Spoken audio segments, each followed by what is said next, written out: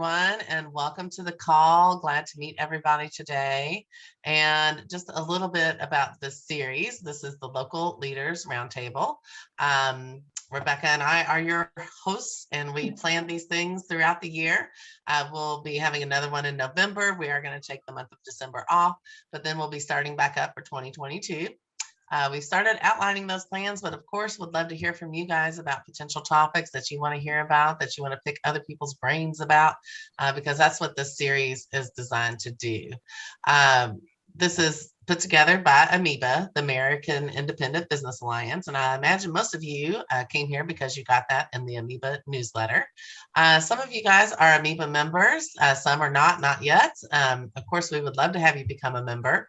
It allows you access to not just calls like these, but a huge depth of resources of all kinds of examples and ideas, et cetera, from independent business groups all across the country. And those groups can take many shapes or forms. We have everybody from the small volunteer, just kind of getting some ideas together, to very well established, large organizations, et cetera. So we all benefit from that ecosystem, and glad to be bringing everyone together for these calls, as well as other sharing events throughout the year. So we rotate between 3 types of calls for these local leader roundtables. It's always the second Thursday of the month at 1:00 Eastern. And we have kind of a nuts and bolts session, which is just kind of a pre-selected topic that's, a practical deep dive, how logistically do you accomplish this? What are the steps? That kind of thing.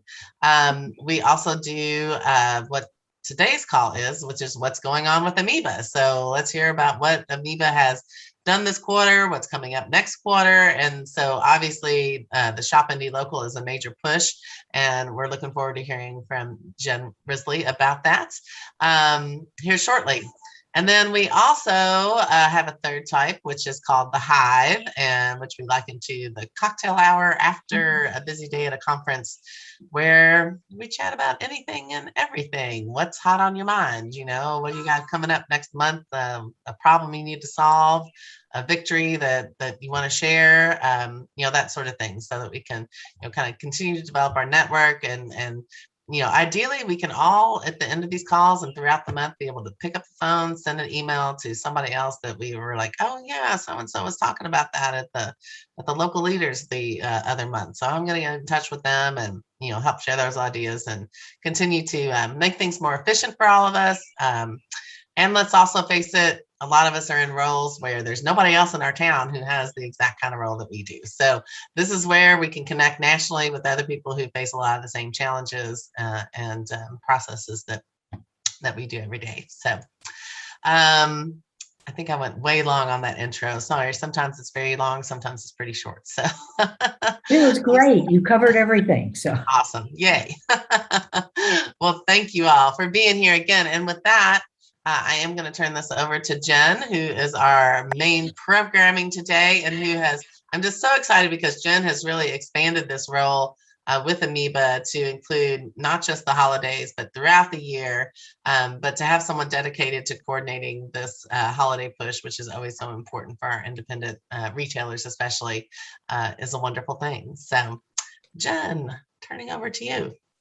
Thanks, Jennifer and Rebecca. And it's nice to see familiar faces. It's also great to see new people. So I'm just going to share my screen. All right. You're seeing every bit and piece, aren't you? All right. Well, so I just wanted to walk through a little bit of some of the resources we have, and then really want to hear from all of you in terms of what you'd like to see more of, because with the Shop Indie Local campaign, now that it's year round, it really is about gleaning what's out there, what you're all doing, what's successful, what's a struggle, distilling it in a way that we can then share it all with you and even make it even better next year. So this is our landing page. Rebecca knows this one well since she developed it for us. But this is kind of the intro to what we're doing for Shop Indie Local season. If you go to this page, you'll see a couple of resources: press release templates, social media templates, some information about the events that we have or the special promotions. But really, once you become a partner is where you get the thick of everything. And I'll make sure to share the link so that you can all sign on as a partner if you want. And once you do that, I will send you a Google Doc that has all the information and all the links in it so that you don't have to look at every single newsletter that we send out. You can find it right here. But we do send weekly newsletters. I'm hoping to have some check-ins because like all of you are super busy. And so it's just nice to kind of get together and go, oh, I didn't know that we were doing that, or I didn't know you had that resource, or I didn't know you could solve my problem. So we'll definitely plan some impromptu get-togethers because this ends started October 1st, this Shop Indie Local season, and it will continue to December 31st. But as Jennifer shared, this is actually a year-round campaign now. So we have different themes. We had August and September was Eat Indie Local months. So again, distilling kind of the best Eat Local campaigns that are out there. And then throughout the year, we're going to have other themes. And as we learn more, grow more, we'll add even more. But these are meant to be kind of like a menu of different events and resources that you can pick and adapt for your community, because you know your community, your capacity. So don't feel like if you sign on as a partner that we expect you to do every single thing that we're offering, because you'd all have gray hairs like me. So I'll just walk you through that. So we are really trying to build a movement, and we do that with these campaigns, but we really want to hear from all of you. So this particular document is a working document. You can actually add your own comments, you can add your own ideas, and I'll absorb that information and share it with others. So don't be shy about adding things to this working document. As I already mentioned, Shop Indie Local started on October 1st this year, which isn't normal, but it's not a normal year, so why not? And we'll continue to try to keep the momentum going throughout Christmas and beyond Christmas, which is always a challenge for everyone, because you get to Small Business Saturday, you get on the other side of that. Maybe you could do Cider Monday, but then you're just you're swept up in all the hoopla. So my job is to try to help you get a little further with this campaign this year. We have links to Google folders with our logos and other images. We're going to continue to add images as we have them or as we discover them. So definitely keep looking back at these links. We're using the hashtag Shop Indie Local this year, and that allows me to see what you're all doing. So pretty much on a daily basis, I'll look up what the tag is and try to see what you're all posting. So it's a great way to keep connected and learn from each other. And probably the most important detail is that anyone anywhere can get involved. It's not just for independent business alliances. It's not this year. It's not just for alliances. If you're an individual business that wants to jump on board, we have the capacity to invite you in this year. So I'm excited about that. So, Shop Indie Local is about celebrating our locally owned businesses and working to increase spending at these businesses. So together, we're going to urge our communities to take positive action and boost the ripple effects that our neighborhoods, our towns, and our city receive when we spend more of our dollars at locally owned independent businesses. Where some of these campaigns are speaking to the choir, some of them are more trying to reach out to new folks to bring them into this. So we'll be looking for all those sorts of campaigns. So if you have one that you've discovered works really well for kind of being the gateway drug for Shop Indie Local and Buy Local, definitely let us know, because we'd love to learn more about it, because we are all about amplifying each other's work. So jumping in, it's already October 14th, but on October 1st, we did launch with the American Booksellers Association campaign that last year felt a little strange, and this year feels like it definitely needed to happen. October is a new December is all about urging people not only to shop local, but to shop now. If they want to find, the book that they're really looking for a loved one, they want to find that perfect handmade craft for someone, start shopping now locally, so that we can make sure that independent businesses have a great end of the year, because this is when they make it or break it retail wise.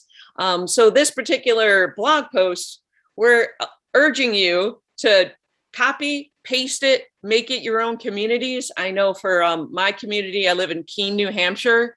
I was able to then add links to specific resources that are unique to our region. So it worked really well. We have an online marketplace. So all of the gift cards that I could find that our independent businesses are offering online, I was able to put a link right there so that when people in our community click buy a local gift card, they get to this landing page with everyone's gift cards on it. So any kind of resource that you have that's in line with this, whether maybe you have a crowdfunding campaign, maybe you have some other fundraising campaign, you can go ahead and insert that and use it for your community. So again, feel free to use this post. And then the American Booksellers Association has links to every single kind of social media image you'd need, whether it be, to do stories or reels, a video. So all of their resources are, very, very helpful. So why not use them? So that's what we're focusing on right now, is amplifying American Booksellers Association's work and tweaking it slightly. So it's not just about bookstores, but it's about all of our retail businesses and beyond. So that is October 1st through the 31st. And what I do is when I find background information or recommended social media text, I'll put that right in here. What I try to do is when I find something new, I'll highlight it and make a little comment. So if you only have, a minute to look, you can just go down quickly and see what I found that's new. November 1st, we're switching to an idea of setting your giving intentions this holiday season before you're swept up in and all the messages you're going to be seeing and experiencing. So it's called Give More. So at first that phrase might seem like, oh, you just want me to be more of a consumer. You want me to spend more. But this is about making sure that what you're giving is in line with your values. So what is it that you want to give more of this holiday season? Maybe you want to give more hope.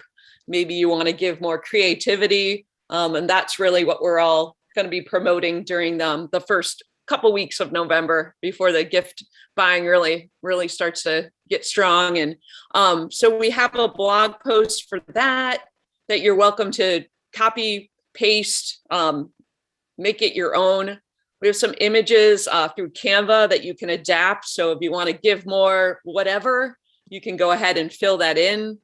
If a polar bear doesn't work for you, you can go to Canva and you can throw in anything you want. You can put your own logo. So we kind of have some images that are ready to roll that you can just share if you're too busy. But we also have the template that you can adapt as you need it. So again, it just has a little bit more about what we mean by this campaign, why it's important, and then answering or asking the question, what do you want to give more this year?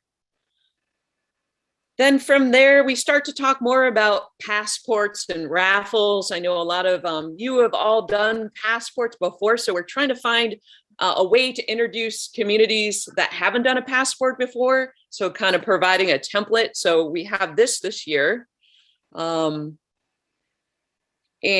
so one side is just a fillable form where you can put in the businesses that want to participate, either just type in the names or put the logo if you want to be fancy.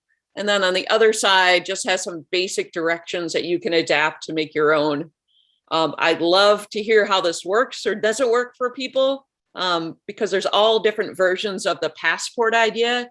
And so as we learn what other people are using, we can make other templates to talk about passports. But it's a great way. In our community, we have a local downtown group that does a passport. They've been doing it for probably 8 or 9 years. And it's amazing. It's not only great because it gets people shopping, but you actually have metrics to look at the end of the day. How many people participated? If you have each square is a $10 purchase, you can actually do some of the math and then go, our community spent X amount of dollars at locally owned businesses through this passport. And then as we glean more more resources, more tips, we'll definitely add that to the passports and raffle section. So Dane Buy Local, we've got one of their neighborhood passports from the, I think it was from the summer there. We've got a blog about our downtown Keene promotion. So as we discover more, we'll add them in there so you can see what works for you. Then in mid-November, right around Thanksgiving, we're switching gears back to the Eat Local theme. So we have some resources there to not only think about eating local, but honoring the indigenous communities that live in your region and making sure that we're learning from them, honoring them through Thanksgiving. So there's some resources around that. If anyone is looking for a great film to show in their community that speaks to all these themes, Gather is a wonderful film. You can view it in your community for a $250 viewing fee, or you can actually work to split the ticket sales with this one online viewing platform.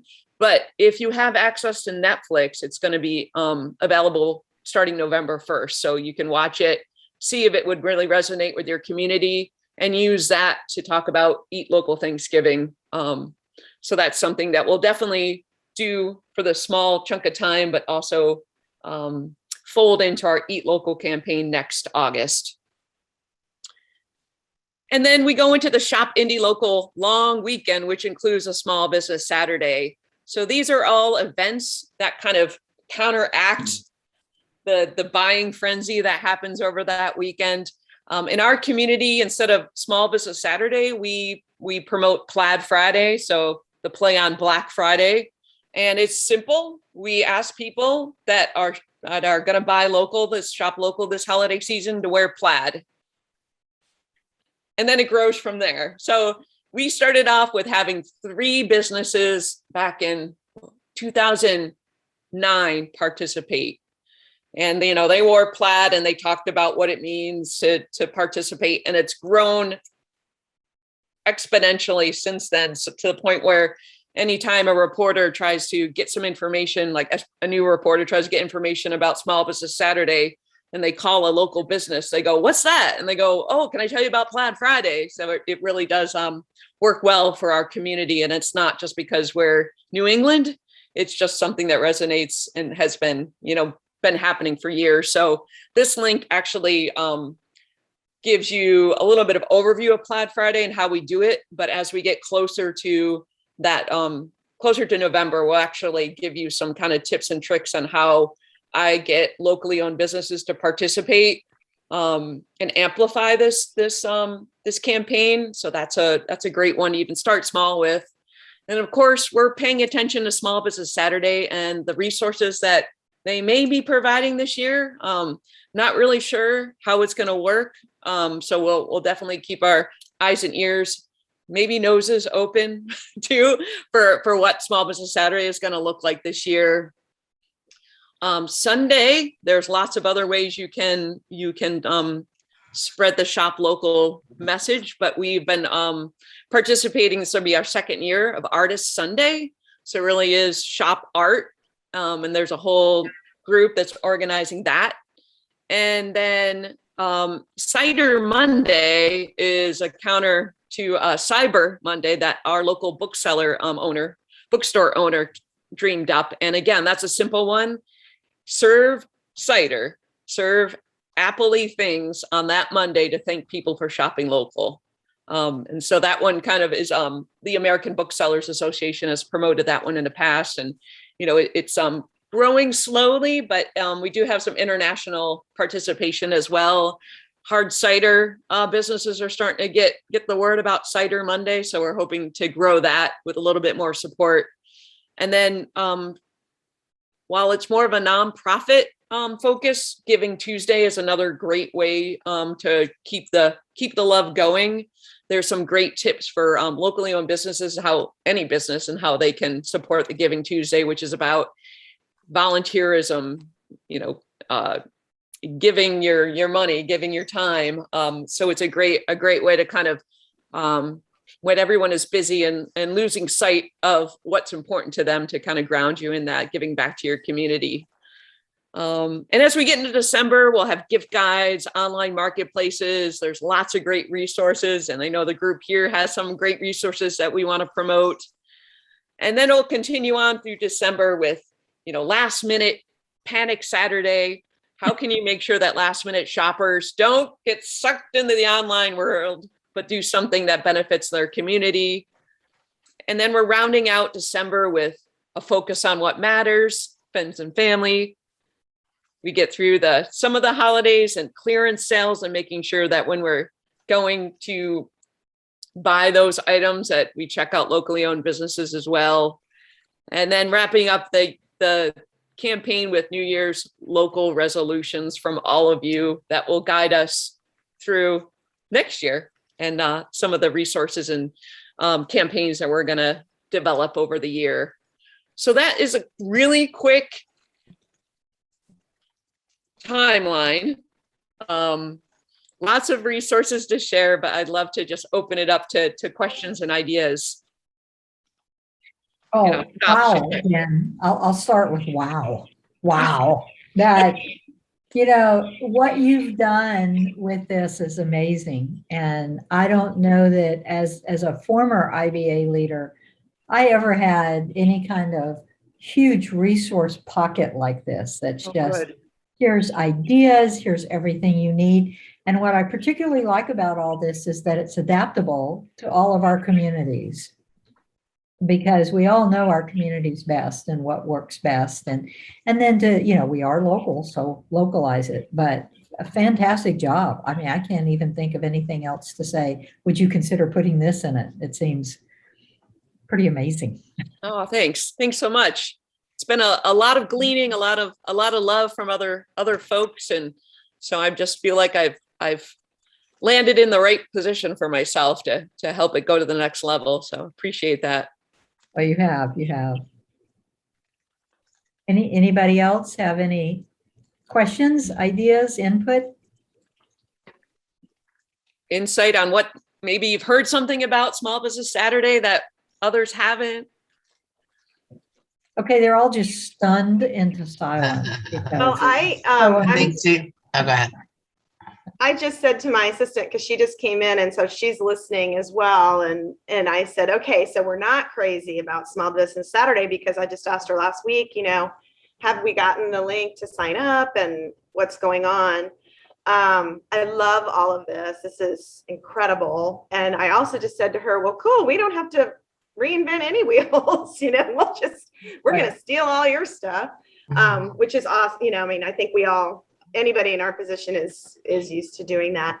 I obviously haven't looked at all of the links yet, but are there any of the, I had an idea, any of the initiatives, including, if you've seen the, National Small Business Week in May, sometimes they'll have artwork that you print off that's like an 8.5 by 11 sign, and it'll say, entrepreneurs are, and then you fill in the blank.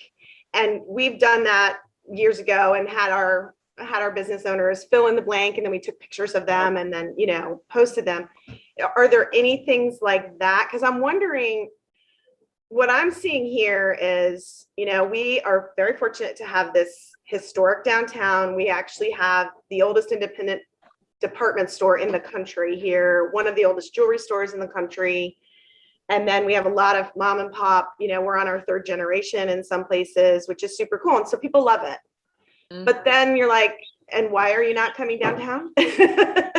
So I want to put those faces and remind folks, these are your friends and neighbors. And I have no problem saying, people are hanging on by their fingernails sometimes, and they don't have the staff. I mean, is everybody else seeing that your businesses are understaffed and everyone's hiring and they are still maybe working on, fewer hours, they have fewer hours that they're open. I haven't had anybody really talk to me about, well, it's a little early maybe for them to talk about holiday hours, but we didn't really have like a big push for later hours last year, of course, but putting those faces and those people's dreams. And then I was thinking about it for the resolutions as well.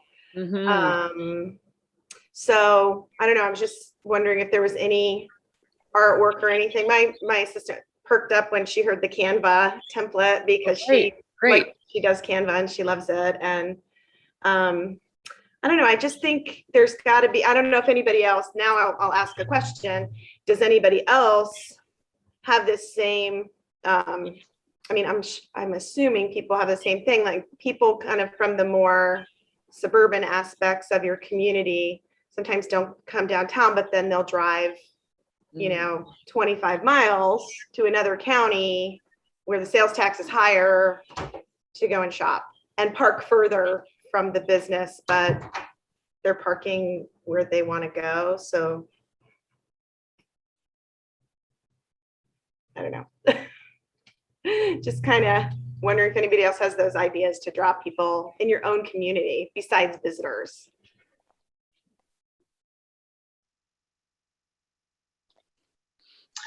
I can't speak to that as much just because we have just our cluster of neighborhoods as opposed to kind of a central shopping district.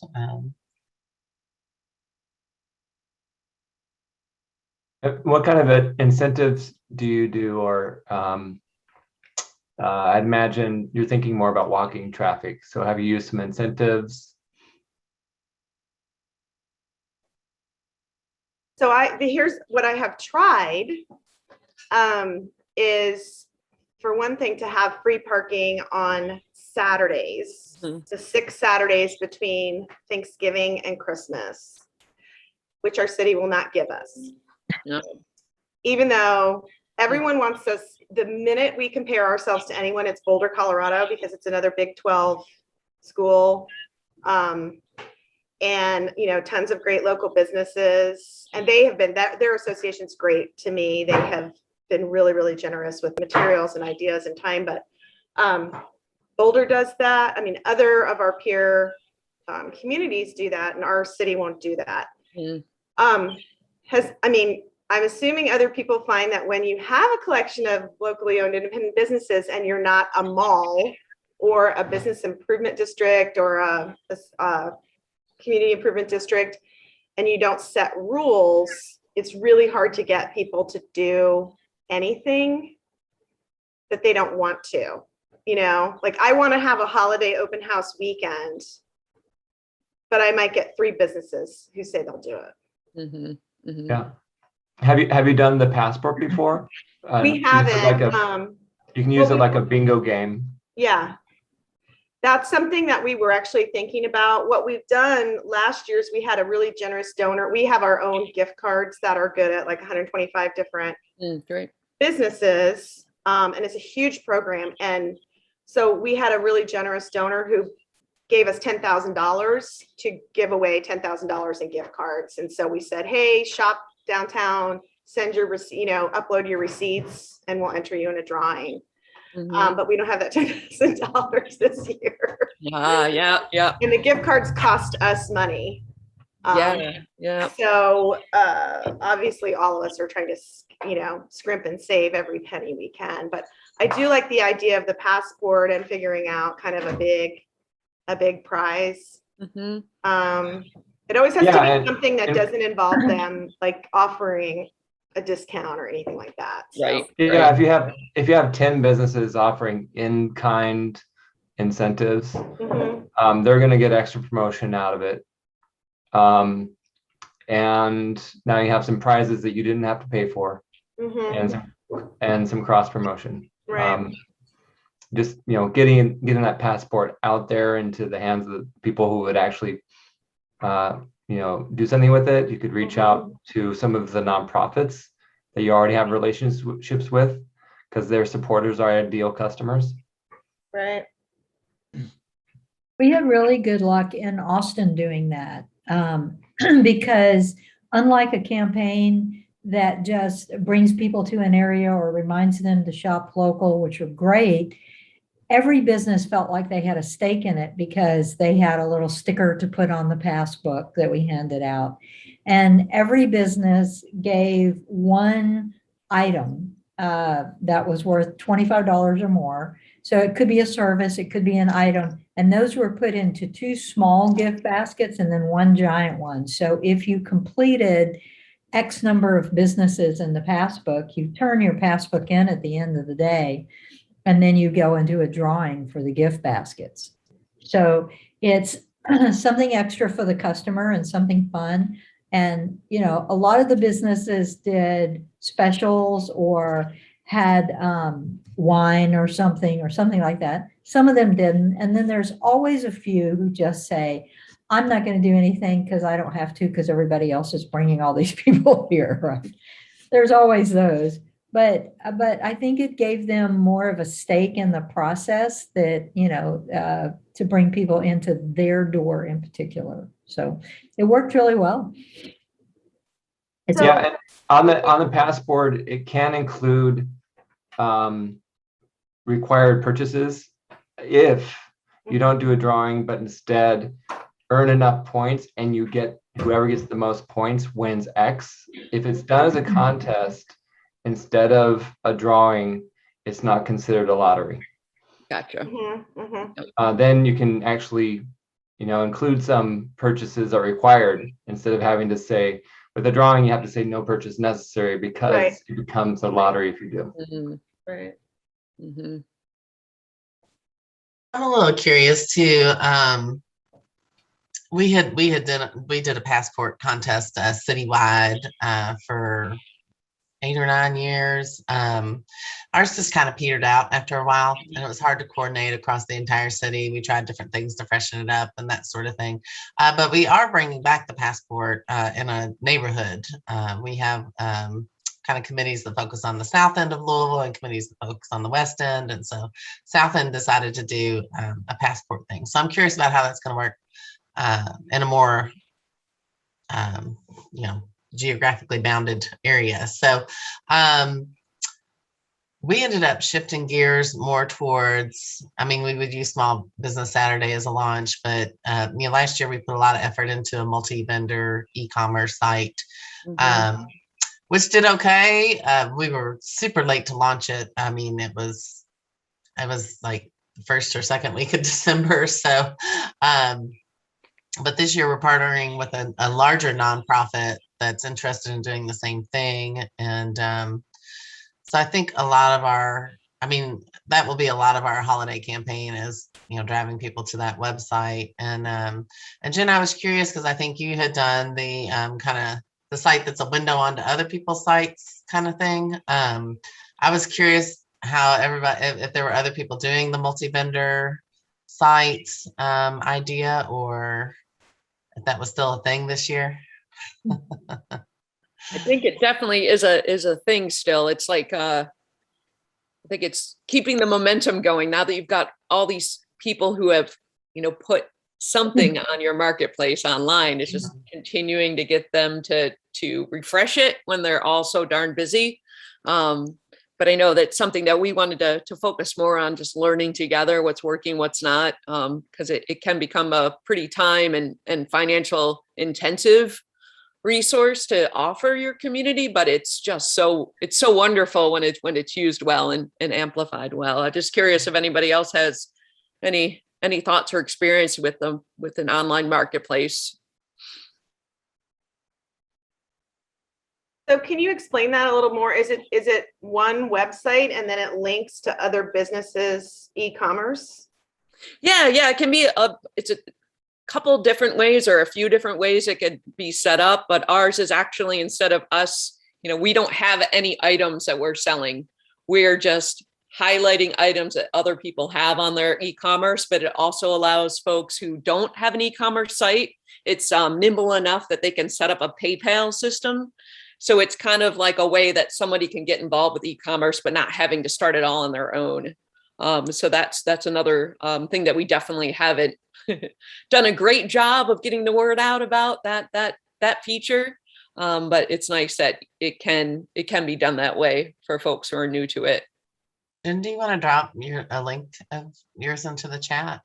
Yeah. helpful. And I'll put a link to mine in the chat, although I'll say that it is sadly out of date, because we are working to relaunch it, and I just haven't put any effort into keeping that thing going the last couple of months. But and there's a couple different ways to do it. Like in Jen's example, it's branded to, it looks like their website, that sort of thing, but it shows products from different vendors. And then if somebody wants to purchase it, it basically takes them to that vendor's website to make the purchase. And we attempted last year to do a multi-vendor e-commerce where people could purchase from 3 different retailers all in one transaction type of thing. That's what they said they're working on, but it's a lot. It is a lot. And I mean, I would have thought that this existed already. Honestly, I thought Etsy would have already offered that like 10 years ago, but no. It wasn't around 10 years ago, was it? So they dropped their B Corp status and just they're a Wall Street company now. Oh, really? Okay. I didn't realize that. Yeah. I didn't know they dropped their B Corp. I didn't know that some either. really cool stuff from the Ukraine and China on there. Huh. Yeah. I noticed a change, So- but I didn't realize that's fundamentally why. Huh. Thanks. Yeah, tons of research on our end for finding multi-vendor. Thought we could do it on our own, contracted with, or didn't really contract, but bought a kind of out of the box product that worked with Shopify. And also worked with had to hire a programmer to make all the tweaks because it was not something that you could just do on your own. You really did need to have a programmer to do that. And just if we would have started earlier, maybe it would have been different. But this year we're partnering with a nonprofit who is a statewide nonprofit who has a programmer on staff who is wanting to make this happen for themselves as well. So definitely a couple different ways to go about it. And Arizona was very successful with theirs. I'm assuming that they're continuing with theirs. And theirs was also where you can buy from multiple people with one transaction type of thing. But it did take them a ton of effort and thousands of dollars. And they have a full-time person on it, I do believe. Oh, wow. Arizona is just a different story in general. They are like the largest local organization, with like 25 staff members or something like that. Most of us are lucky to have 3, but so I looked at them as a model, but also I knew that I could not do that within. So I'm hoping with this, that the Community Ventures is the name of the nonprofit, that with their staff time and my staff time, that we'll be able to, really make this Cool. Yeah, we should definitely have another roundtable about that, like how we've done. I think I was able to keep the momentum up until this summer. And then, and you got to shift gears because you have the rest of your job to do, and that's not. Darn it. And last year there was just so many. I called it like the Wild West. There were so many vendors, popping up out of the woodwork that wanted to do it, but nobody really had a tested and proven solution to me. Well, I mean, the guys that you guys use, Jen, definitely for like if you want something out of the box that's easy to set up, and it. I think they definitely had done it for quite a few folks. But anyway, I'm waiting for like the dust to settle and see. We also talked to another guy with a company here locally that is working with the idea he wants to develop is a true interface. So our members who have Shopify accounts won't have to keep up this Shop Local website. It will interface with their Shopify and somebody else's WooCommerce and somebody else's Square, and like all of those things to work together, which I don't know how that would work, but we can dream. Yeah, absolutely. Sally, you also mentioned about images, faces of your business owners, and while we don't have anything yet, I think it would be really relatively easy to offer that this year. We actually did it for the Eat Local campaign. We had some communities do that. So I work for a food co-op. And so we just did all of our local vendors, all of our local farmers and producers. We had a standard template that we use on social media. And even though they were super basic, took us 2 seconds to make, they got so much love on social media.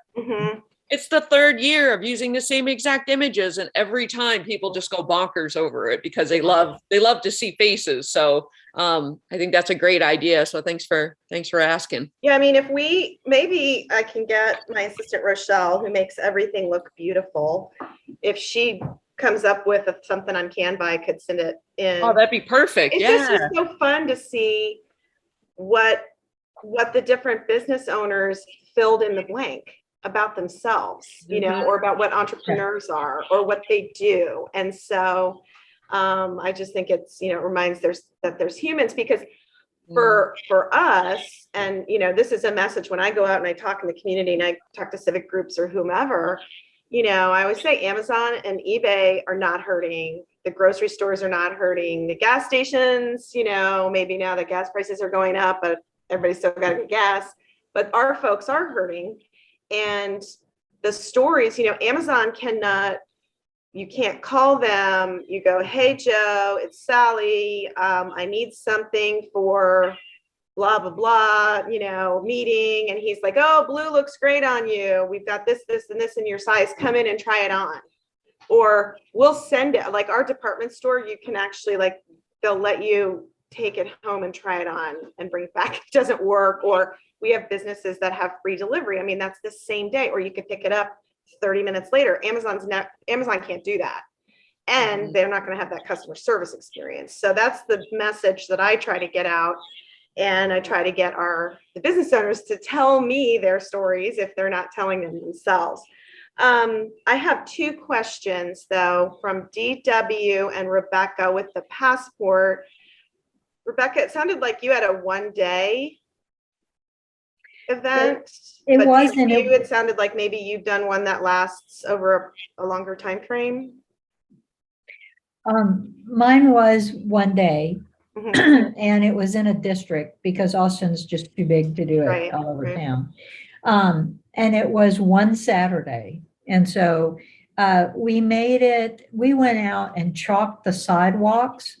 So we got some volunteers to chalk messages on all the sidewalks. It's cheap, it's fun, it's colorful, people like it. We got some helium donated and got some balloons, and then got more volunteers to put out, you know, weighted balloons down the streets of the district. So when you were just driving by, it looked like something was happening there. And then, you know, did a couple of banners and put them on the sides of buildings about the passport. We did a whole little story about the district and the passport to it, like you were traveling to a foreign land or something. And then gave all the businesses tiny, tiny little stickers, which I want to say we spent way less, like $50 on. And so when somebody would come in and they would put a sticker on their book. And we really didn't have any problem with people just walking in and asking for the sticker without buying anything. I mean, people really did. It was a good day for all the businesses. It worked really well, but it was just 1 day. Okay.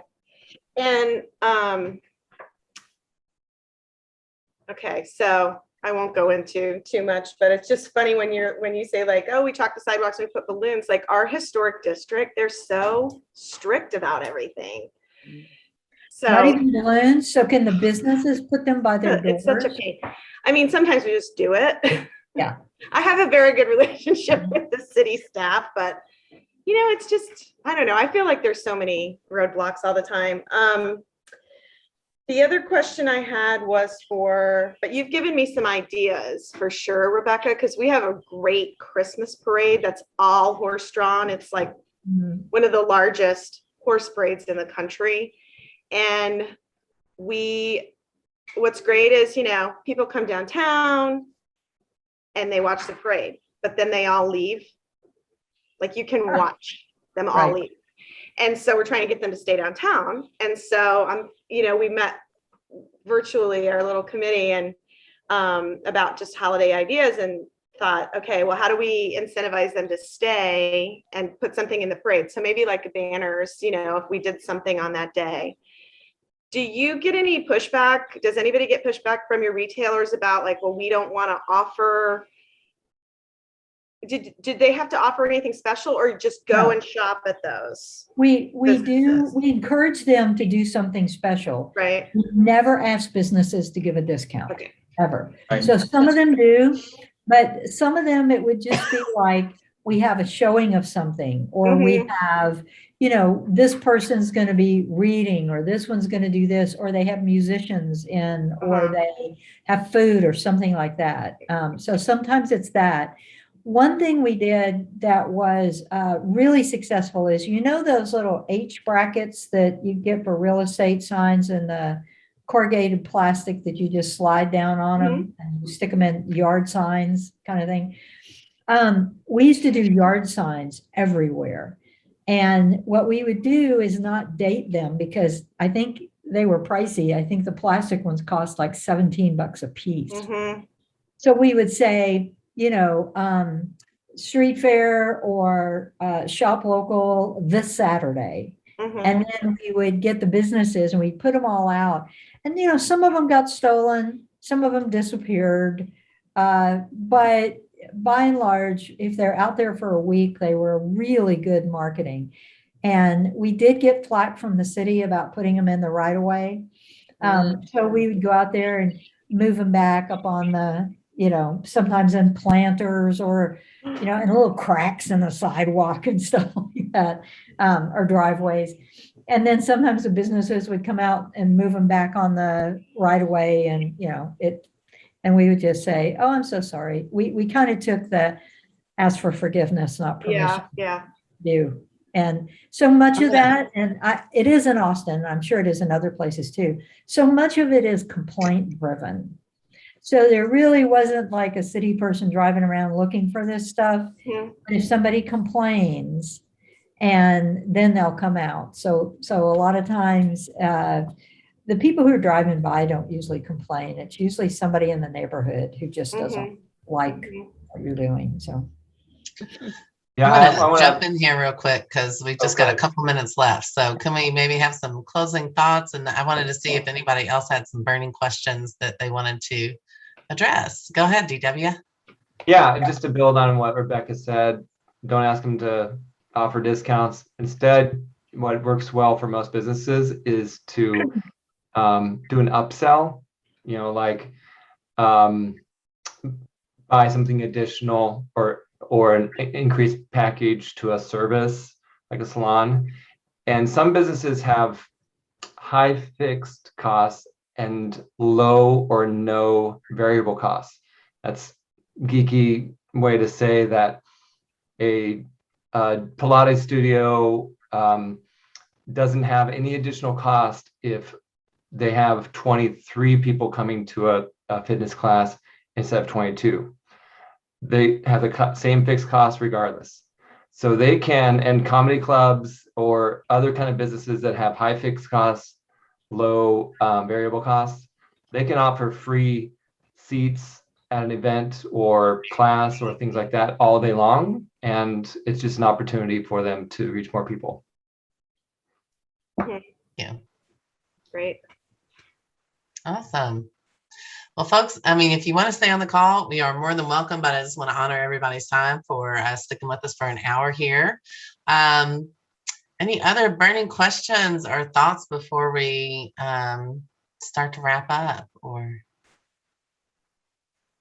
I hope we've all gotten some good It's value out of exciting. today's call. I hope to see the hashtag getting more use and some contests around the hashtag Shop Indie Local. That'll be great. We can all watch that. Yep. Very true. Very true. Most awesome. Well, thanks, guys. Our next local leaders is November 11th, and we'll be doing a hive, kind of focusing our discussion on accessing city funding. So we won't have a formal presentation per se, but we'll have kind of a discussion amongst members or amongst attendees, and also maybe talk about some ideas, for next year. So thanks everybody for coming today. And again, if you want to stay on for a few minutes, I mean, that's fine, but just want to kind of wrap up for those who need to get on to the next thing. So